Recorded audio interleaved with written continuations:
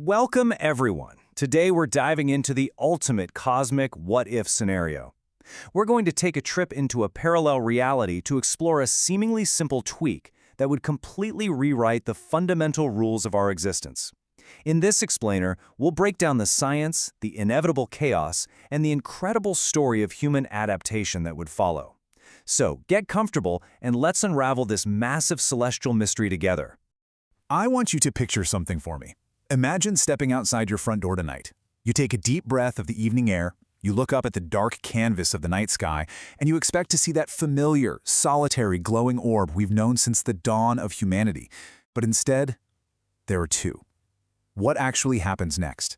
How does our planet react? And more importantly, how in the world do we survive it? That very first moment would just be pure, unadulterated wonder. Millions of people would be staring up, all asking the exact same question.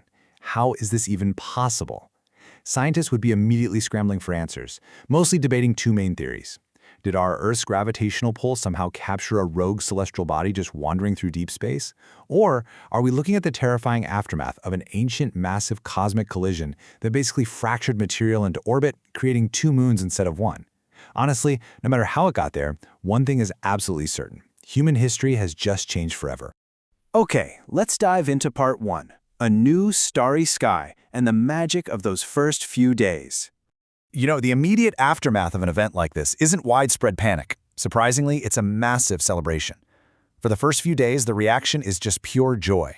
The night is brighter than it's ever been. Photographers are rushing outside, the internet is literally exploding with viral photos, cities are throwing these huge festivals under the twin moons, and artists are feeling inspired like never before. The whole planet basically falls in love with the new sky. But lurking just out of sight is the harsh scientific reality. A moon isn't just the pretty rock to look at. It carries immense gravitational power, and that invisible danger is about to introduce some serious tidal chaos. Which brings us to part two, the ocean's unpredictable forces, and what happens when gravity takes over. To really wrap our heads around this danger, we have to remember that our original, single moon, is basically the conductor of our planet's oceans. It dictates the rhythm of the tides and stabilizes how we rotate. So when you add a second gravitational engine to that mix, the danger builds fast.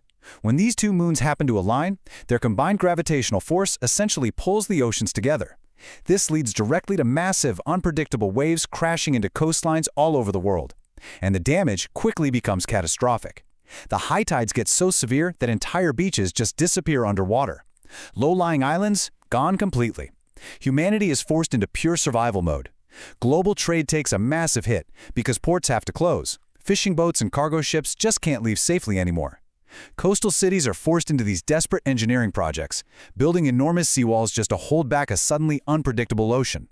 And that leads right into part three, the dramatic consequences of climate change. The terror of the tides is, terrifyingly enough, just the opening act.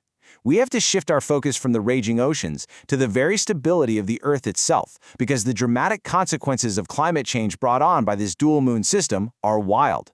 The added gravitational pull creates this massive domino effect. Our planet literally starts to wobble on its axis, and that wobble completely destroys the predictable climate systems we rely on. Seasons become chaotic. Extremes totally take over. We're talking winters that grow brutally colder and summers that become scorchingly hotter. Plus, all this atmospheric chaos means storms become significantly stronger and far more destructive. The human cost here is just immense. Farmers who rely on predictable seasons suddenly can't grow enough food, and as a direct result of these extreme climate shifts and rising seas, millions upon millions of people are forced to become climate refugees, leaving their homes forever. Let's look at part four, nature and animals struggle. Because, of course, humans aren't the only ones living on this wobbling, unpredictable planet. The natural world is suddenly thrown into a desperate struggle for survival. And the specific ways wildlife tries to adapt are actually fascinating. Take sea turtles, for instance. They rely on very specific coastlines to lay their eggs. But because of those massive tides we just talked about, they lose their historical nesting beaches. Or look up at the skies. Birds that use celestial cues and weather patterns to navigate suddenly have their migration patterns completely disrupted. It's like someone scrambled their GPS. Coral reefs are struggling to survive the changing ocean currents. And, in a slightly more poetic but profound change, even wolves, animals deeply connected to lunar cycles, are now howling at two moons instead of one. The entire rhythm of nature just gets rewritten from scratch. Finally, let's explore Part 5, Humanity's New Everyday Life. So how does this story end? Do we just give up and perish under the weight of these two moons? Absolutely not, because humans are incredibly resilient. Looking back at the timeline, day 1 was all about the magic, the global celebrations. Months later, we hit the dark period of coastal destruction and climate chaos. But hundreds of years in the future, we don't just survive, we achieve complete human adaptation.